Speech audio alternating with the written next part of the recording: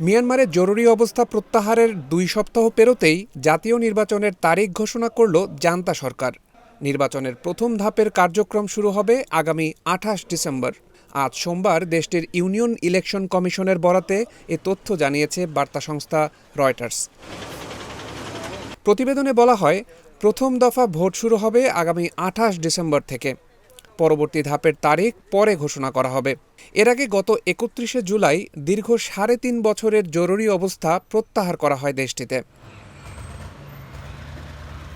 মিয়ানমারে সর্বশেষ নির্বাচন হয়েছিল ২০২০ সালের নভেম্বরে।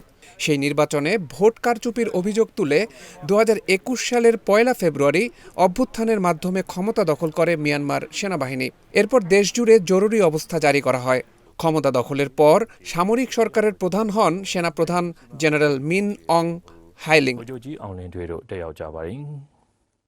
অভ্যুত্থানে ক্ষমতাচ্যুত হয় মিয়ানমারের গণতন্ত্রপন্থী নেত্রী অং সান সুচির নেতৃত্বাধীন এনএলডি সরকার। গ্রেপ্তার হন সুচি ও তার দলের বিভিন্ন স্তরের হাজারো নেতাকর্মী। এরপর থেকে দেশজুড়ে জান্তা বিরোধী বিক্ষোভ শুরু হয়। এতে হাজারো মানুষ প্রাণ হারিয়েছেন।